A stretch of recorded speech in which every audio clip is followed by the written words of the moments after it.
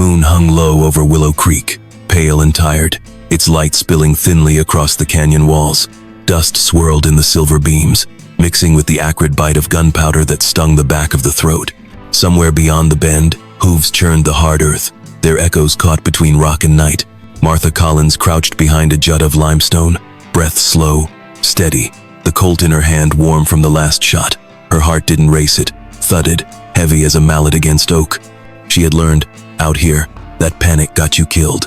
The weight of the revolver felt strange and yet familiar, like a tool she had once feared and now understood in her bones. Across the narrow ravine, Samuel Hartwell's silhouette was cut against the moonlight, wide-brimmed hat low, rifle braced against his shoulder. Every movement was deliberate, no wasted motion. He had told her once, weeks ago, in a fight, you don't rush. You let the other man run headlong into his grave. A faint clink of metal on rock, someone shifting in the shadows above them. Martha's eyes found the glint, just for a heartbeat. Her mind flashed to the day she first saw Samuel, his shadow falling over her as she lay half-conscious on the dusty street of Cedar Ridge, the sun burning her eyelids. A deal struck with little more than a look. No love then, just survival. And yet here she was, risking her skin for his. The wind shifted, carrying the scent of sagebrush and the faint sweetness of wildflowers crushed under boots. It also carried voices low, cruel laughter echoing off the stone, Jake Hartwell's voice among them. She could hear it even without the words. It was the sound of a man who had nothing to lose and everything to steal. Samuel's rifle barked once, the shot cracking through the canyon. One of Jake's men cried out, a raw, guttural sound. The reply came in a scatter of revolver fire, each shot throwing sparks off stone. Chips of limestone stung Martha's cheek. She ducked lower, tasting grit between her teeth. She thought of the child she carried, the quiet mornings in the ranch house when she would rest her hand on her belly, wondering if this land would keep them safe or swallow them whole like it had so many before. A shadow broke from the ridge above one of Jake's men sliding down the slope, revolver in hand. He was aiming for Samuel. Martha moved before thinking. Rising to one knee, she sighted along the Colt's barrel, the night narrowing to a single heartbeat. She squeezed the trigger. The shot cracked, and the man spun, collapsing into the dust. The gun slipped from his hand and clattered against the rock. Silence followed, not the kind that brought peace, but the kind that made every breath feel stolen. She felt Samuel's eyes on her from across the ravine, just for an instant, a flicker of something unspoken passing between them.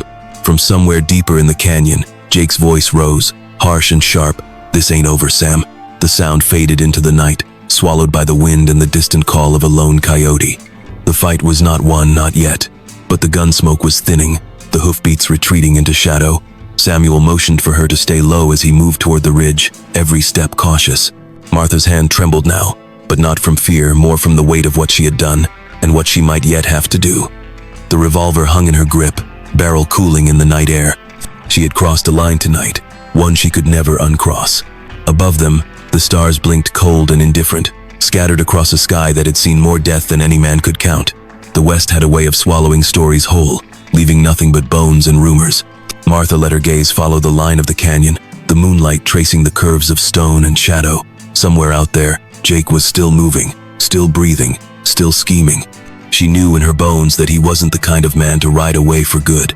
And in that moment, with the dust settling and the echo of her gunshots still in her ears, she understood something Samuel had once told her. Out here, the end of one fight is just the start of another. The dust never settled in Cedar Ridge. It hung in the air like a tired ghost, stirred by every wagon wheel and boot heel that passed down Main Street. The sun was a pale furnace above, pressing its weight into the weathered boards of the storefronts, into the cracked lips of men leaning against posts with eyes half hidden beneath hat brims. Martha Collins came into town on foot, though no one knew from where. Her dress was travel-worn, the hem torn and stiff with old mud. The bonnet shaded most of her face, but the eyes beneath were alert, wary eyes that had learned long ago to count exits before entering a room. She carried nothing but a leather satchel, its weight more hope than possessions. By the time she reached the saloon's corner, the last of her strength was gone. Her knees buckled, and she went down hard onto the packed red dirt. Around her, the town went on, voices at the livery, the clink of glasses behind the saloon's swinging doors, the faint laughter of card players. No one stopped. No one but him.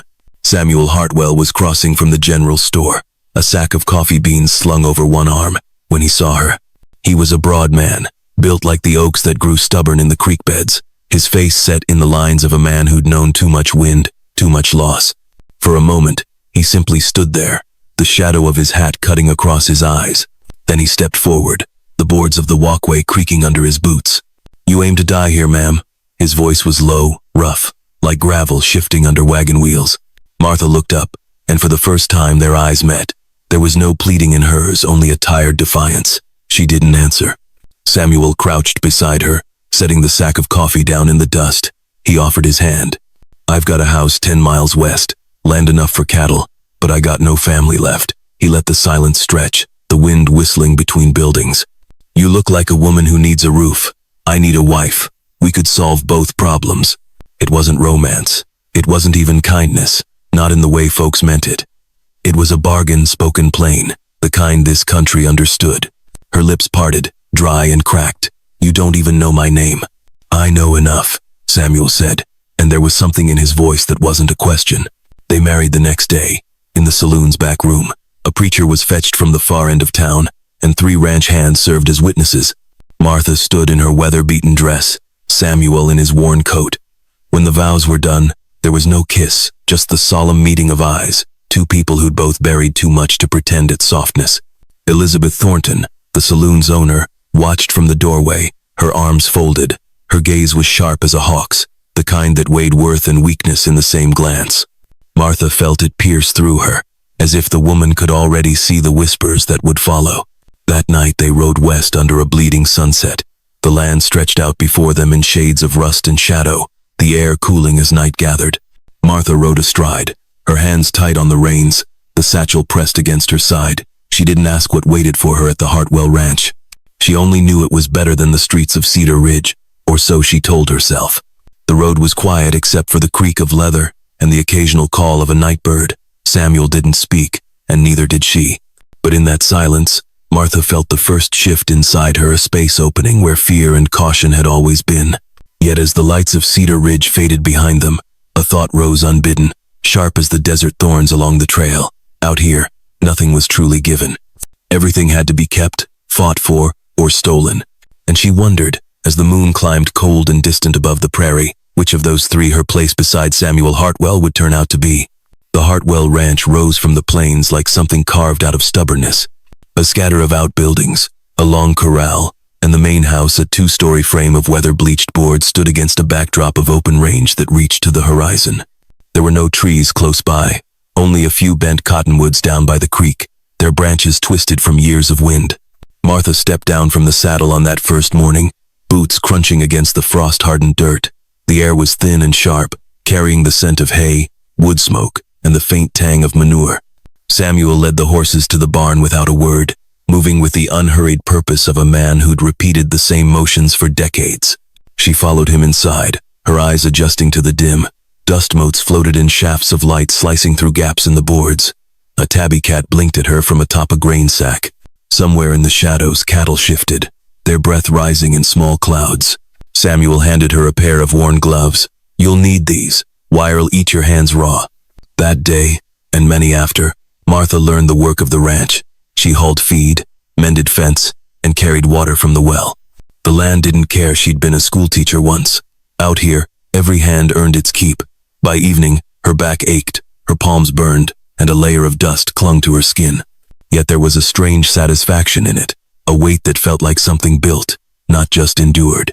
When the work slowed, Samuel began teaching her to shoot. They stood in the open yard, the sun dipping low, the smell of coffee drifting from the kitchen stove. He placed the revolver in her hands, steadying her grip.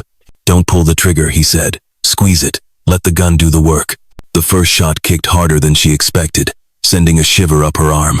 The bullet struck the edge of the tin can they'd set on a fence post, spinning it into the dirt. Samuel gave the barest nod. Weeks passed. The days fell into a rhythm, the creak of the windmill in the dawn stillness, the lowing of cattle, the scrape of boots on porch boards. The sky seemed endless, a shifting dome of pale blue by day and star-scattered black by night. In those quiet hours, sitting by the fire with Samuel, Martha began to speak of her past, the blizzard that had taken her husband and child, the way the snow had swallowed all sound until it felt like the world had stopped. Samuel listened without interruption, the firelight catching in his eyes. And slowly, he told her his own ghost, Sarah, His first wife, shot dead in a botched horse theft. Their boy, gone in the same night. It was in those exchanges, unadorned and plain-spoken, that something began to grow between them. Not the heady rush of courtship, but a quieter thing, trust born from the knowledge that both had stood in the cold shadow of loss. One evening, a storm rolled in from the west. The wind came first, rattling the shutters, carrying the smell of rain and distant lightning. Martha stood on the porch, watching the sky bruise and darken. Thunder cracked across the plains, and for a moment she thought of the blizzard again, how nature could turn without warning, stripping away everything you thought you could keep. Samuel stepped up beside her. Storm like this'll pass quick, but it can still break you if you don't see it coming. She didn't know if he was talking about the weather or something else entirely. The rain came hard and fast, drumming the roof, turning the yard to a patchwork of mud. They worked side by side to bring in the horses, the storm soaking them through, lightning showing their breath in quick white flashes. By the time the last stall door closed, both were dripping, silent, their hands raw from rope and rain. Later, as the wind eased and the lanterns flickered low, Martha lay in bed, listening to the settling of the house. Out here, the silence had weight. It pressed against her, filled her with an uneasy awareness of just how far they were from anyone who could help if trouble came. And in that stillness, she wondered if the storm outside had been only the first. The morning broke cold and colorless, a thin frost silvering the prairie grass. Martha woke before the sun, the quiet weight of the house pressing in around her. The windmill creaked outside, each slow turn groaning against the still air. She could hear the faint rustle of cattle in the far pasture, their breath steaming in the first light. She stepped out onto the porch, shawl pulled tight around her shoulders. The land stretched in all directions, a flat expanse of brittle grass and frost-darkened earth. To the east, the horizon was a faint smear of pale gold, but above it the sky held the heavy gray of a day that might never quite warm. Her hands found the porch rail, the wood worn smooth by years of weather and the grip of others who had stood here before her. She wondered if Sarah Samuel's first wife had once leaned in this same spot, looking out at the same cold morning. Did she feel the same weight in her chest? The land did not soften for anyone. Martha's eyes drifted toward the barn, its timbers dark with age, the roof sagging just enough to show time's slow bite. A lone hawk wheeled high above, its shadow sliding silently across the ground. Somewhere far off, the faint report of a rifle cracked the stillness, a rancher culling a coyote, perhaps, but the echo lingered in her mind longer than it should have. She moved through the morning's work without speaking. The pump handle groaned as she drew water, her breath turning to clouds in the air. Chickens scattered at her approach, their claws scratching at the hard earth. Each task was muscle memory now, hauling, mending, sweeping, but the silence between those motions seemed to grow heavier with each passing day. In the stillness, her thoughts turned to the storm that had swept over them days before. Not the rain itself, but the way it had come fast, swallowing the sky without warning. She could still feel the raw sting of the rope in her palms, the mud clinging to her skirts, the taste of lightning in the air. Nature had a way of showing you your own smallness out here. By midday, the frost had melted into a thin sheen of mud. Martha walked the fence line, the wire catching the winter sun like thin threads of ice. Her boots sank slightly with each step, the cold damp seeping in. The land was quiet, but it was not the peace of safety. It was the stillness before something breaks. She paused at the far gate, the view opening wide before her. From here she could see the trail that led toward Cedar Ridge, a faint scar in the grass. A vulture drifted lazily above it, riding the thermals. She thought of the town's noise, its wary eyes, the way whispers could turn into weapons sharper than any blade. Out here, distance was both a shield and a danger. A gust of wind lifted her hair, carrying with it the scent of sage and something else faint, metallic, like the memory of gun smoke. She felt a prickle along the back of her neck. She turned, scanning the horizon, but saw nothing except the endless roll of land and shadow. The afternoon light slanted low, painting the barn in copper and long shadow. She worked until her hands were stiff, then returned to the house, the floorboards groaning under her steps. Inside, the air was warmer, but it carried the same hush as the land outside. She lit a lamp, the flame fluttering against the glass, and for a moment watched the way the light trembled. Her thoughts circled back to Samuel.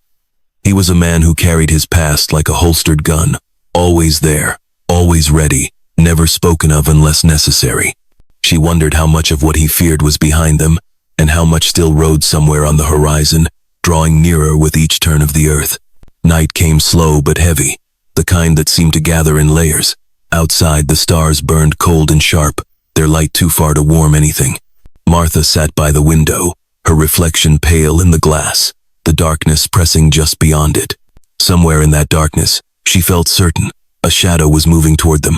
The storm came crawling over the plains in the late afternoon, low clouds stacking black upon black. The wind was sharp with the scent of rain and something wilder like the tang of iron. By the time the first drops fell, the light had thinned to a dim, bruised glow, as if the sun had been smothered. Martha was in the barn, pitching hay, when she heard it, the hollow thud of hooves, not hurried but deliberate, each impact carrying weight. She stepped to the open door and saw them crest the rise, a knot of riders, dark against the rolling sky. 4 of them. At their head rode a man she did not know but somehow recognized in the set of his shoulders, the tilt of his hat. Jake Hartwell. The horses came down the slope at a walk, their coats slick with rain, steam rising off their backs. Jake sat easy in the saddle, a coil of rope hanging from his pommel, the brim of his hat shadowing a grin that was more teeth than warmth. The men behind him carried themselves like they were born in trouble, slouched, loose-handed, eyes that measured a place for what could be taken. Samuel stepped out from the house, his rifle resting across one forearm. The 2 brothers faced each other over 20 yards of wet earth, the rain now falling in hard, slanting sheets. No greeting passed between them, just the silent measuring of men who knew that whatever words came next would carry the weight of a drawn gun. Jake swung down from his horse with the slow, easy grace of a man who liked to be watched. He reached into his coat and pulled out a folded paper, the edges warped from damp. He held it up like a winning hand in a poker game. Even from the barn, Martha could see the seal and the spidery handwriting. Jake stepped closer, boots sinking into the mud. His voice carried easily over the rain. "Half this land's mine, Sam. Been mine since Pa left it to us. Got the proof right here." The wind caught the paper, snapping it in his hand like a flag. Samuel didn't move, but the set of his jaw was hard enough to cut stone. Martha felt her pulse hammering, the barn boards cold under her fingers. She knew enough of the West to recognize that what was being laid out in the rain was more than a family dispute. It was a claim of ownership that could turn violent before the clouds passed. Lightning flashed, spilling white light over Jake's face. He looked older than she expected, but not worn, just sharpened, like metal drawn too long over a whetstone. His eyes flicked toward her in the barn doorway, and in that single glance she felt the cold of something that wasn't just recognition, but calculation. Samuel spoke at last, his voice low. The rain muffled the words, but the tone was iron, a refusal. Jake's smile didn't falter, but the set of his shoulders changed. He tucked the paper back into his coat, as if he'd only just set a piece on a chessboard and knew the game would go on. The men mounted up without hurry. As they turned back toward the ridge, one of them spat into the mud, his gaze sliding to Martha and lingering a beat too long. When the sound of hooves faded into the storm's rumble, Samuel came into the barn. He didn't look at her right away, just checked the latches on the stalls, as though the act of keeping the horses in place might keep the rest of the world from spilling in. Martha watched the water drip from his hat brim, the way his fingers tightened on the last latch. The storm outside was passing, but she knew without asking that another had already begun, and it wouldn't be bound by weather. It began with the horses. 2 good mares gone from the north pasture, the wire fence cut clean, hoofprints leading off into the gullies. Samuel found the trail at first light, kneeling in the frost, his fingers brushing the fresh prints. No words passed between him and Martha, but they both knew whose hand had taken them. That night, the air carried a strange edge, dry, brittle, smelling faintly of smoke though no fire yet burned. The moon was a thin sliver, barely enough to paint the corral in silver. The windmill groaned slow, as if reluctant to turn. Martha stood at the porch rail, the rifle leaning against her shoulder. In the dark distance, coyotes sang to each other, their voices bending on the wind. She thought of Jake's eyes the day he'd ridden and how they'd measured her as part of the land he meant to claim. The thought sat in her chest like a stone. The fire came 2 nights later. It started in the hay barn, a sudden roar in the stillness, dry tinder catching like gunpowder. By the time Martha reached the yard, Samuel was already running for the pump, shouting for Fletcher and Cole, the hands sleeping in the bunkhouse. The night lit up in angry orange, shadows jerking across the ground. The heat hit like a wall, carrying the sharp stink of burning hay and pitch. They fought it with buckets, with wet blankets, with everything at hand.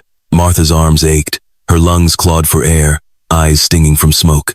Above the crackle of fire came the frantic bellow of the horses in the main stable, the pounding of hooves against stall doors. By dawn, the barn was gone, reduced to blackened ribs against the pale sky. Half the winter feed was ash. The smell hung over the ranch, thick and clinging. Word reached them before noon Jake had been seen in town that night, buying drinks for half the saloon, laughing loud enough for the street to hear. And with the drinks came the whispers, that Martha had married Samuel for his land, that she'd brought bad luck to the Hartwell name, the kind of talk that stuck like burrs, spreading with every telling. Samuel's temper was a quiet thing, the kind that didn't flare but deepened, like coals banking heat. He said nothing to the hands, nothing to her, but he began riding the fence lines himself, long before sunrise and well past dark. Martha refused to stay inside. She took to walking the perimeter with the men at night, rifle in hand, boots crunching the frost. The land looked different under the moon, stripped to shape and shadow, every movement in the grass a possible threat. Sometimes, in the stillness between wind gusts, she thought she could hear hooves far off, pacing just beyond sight. Other times, she caught a flicker of movement on the ridge, a rider watching, waiting, but when she blinked, it was gone. The attack stopped for a week. The silence that followed was worse. It pressed on her in the mornings, when the frost clung to the porch rail, in the afternoons, when the wind hissed through dry grass, in the nights, when she lay awake listening for the soft tread of boots on the yard's hard earth. Every sound became a question, every shadow a shape that might step forward. On the 8th night, she woke to the sound of the windmill turning too fast, groaning under a sudden push of wind. She rose, crossed to the window. The yard was empty, but the gate hung open. Beyond it, the land rolled away into darkness, and she could almost feel eyes looking back at her from that black. She stood there until the glass fogged under her breath, the cold biting her bare feet. Somewhere in the distance, a lone horse whinnied, and the sound carried an edge that did not belong to the wild. The moon was high over Willow Creek. Its light stretched thin across the canyon, turning the dust into a pale, shifting haze. The air held the dry, metallic taste of stone and gun oil.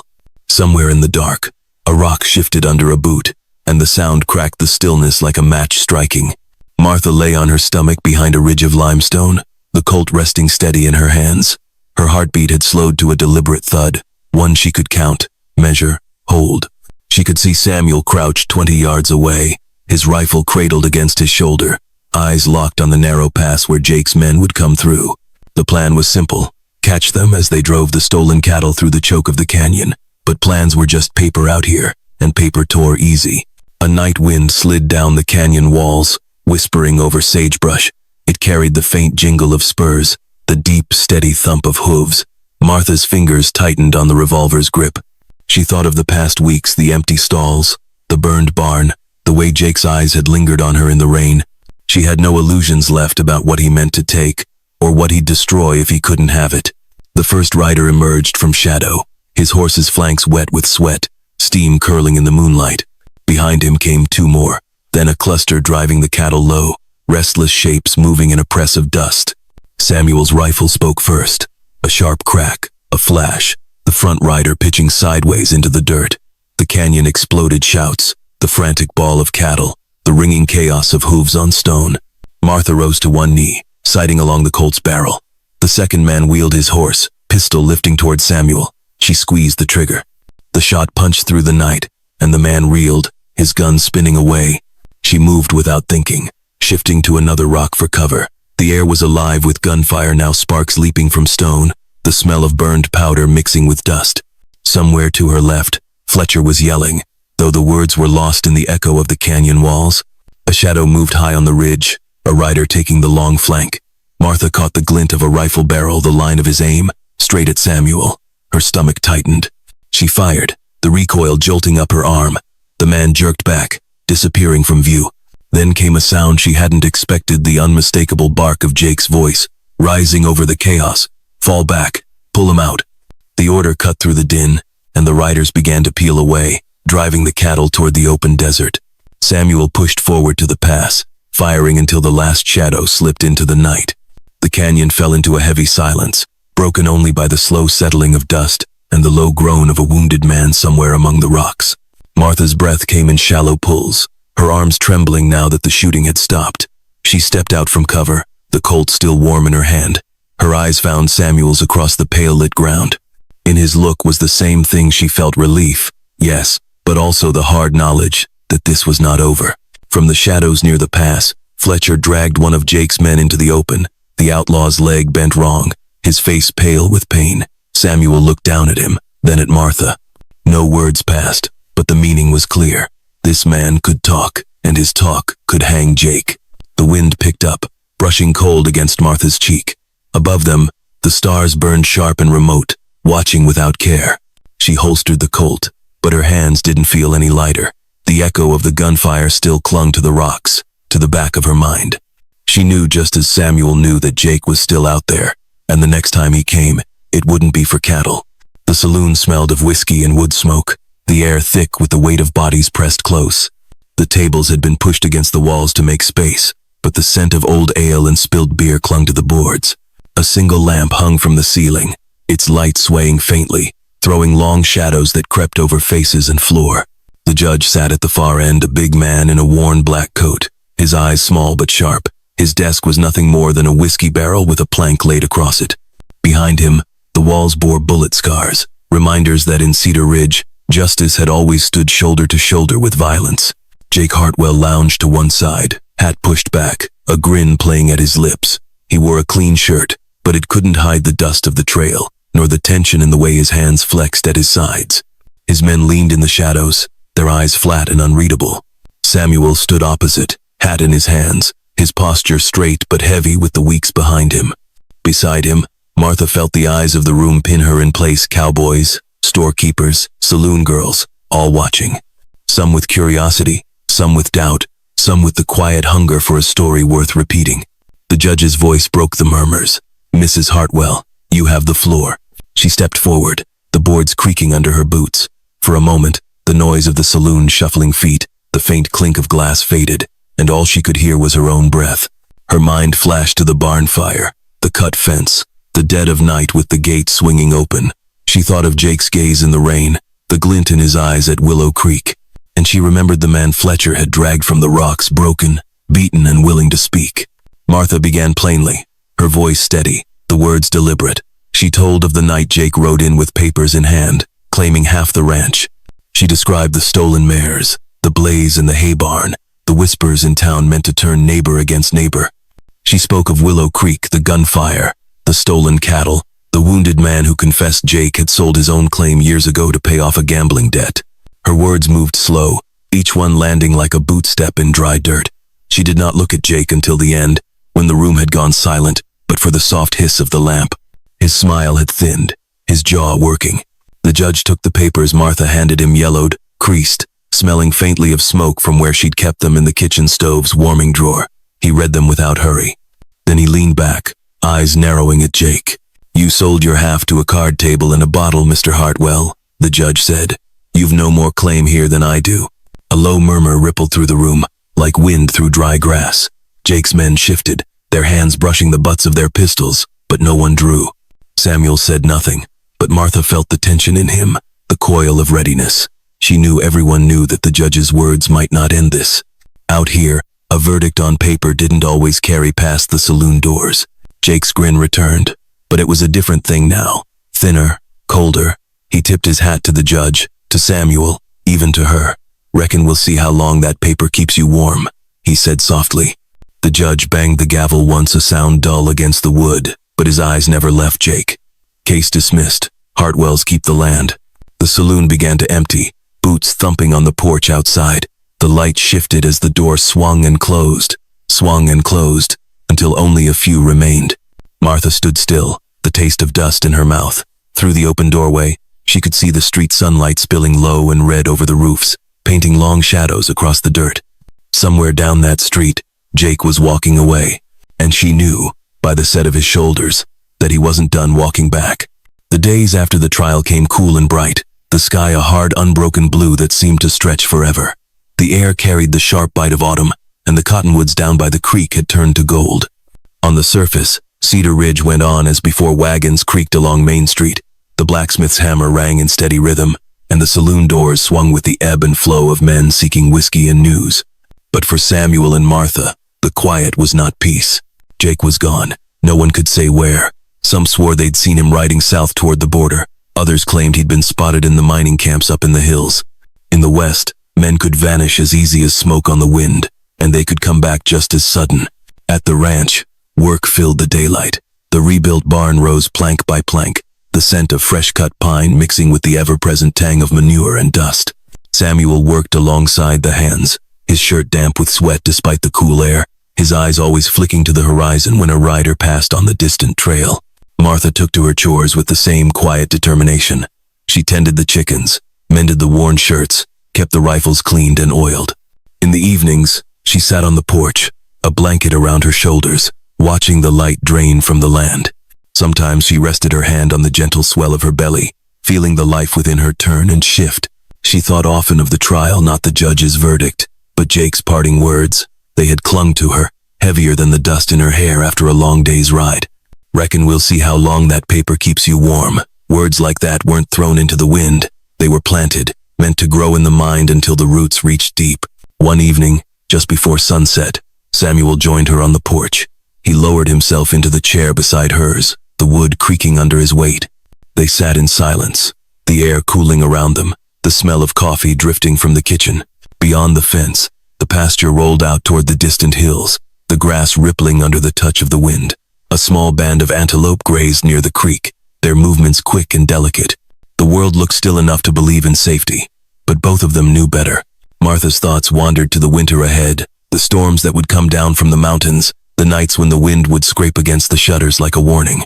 She wondered if Jake would choose such a night to return, when the dark was deep and the air too cold for men to ride far without reason. The sun slid low, staining the land in rust and shadow. Samuel reached for her hand. His was rough and warm, scarred from years of work and fight. She held it, and for a moment, the weight of the past months seemed to lift. But as the first star blinked into the darkening sky, a lone rider appeared far out on the trail, just a dark shape against the fading light, moving slow, too far to tell if it was friend or stranger. The figure paused at the ridge, sat there for a long heartbeat, then turned and disappeared over the far side. Neither of them spoke. The wind had stilled, but it carried a feeling like the moment before a door is pushed open. Martha leaned back in her chair, eyes still on the ridge, and thought about how in the West, endings were just pauses in the story.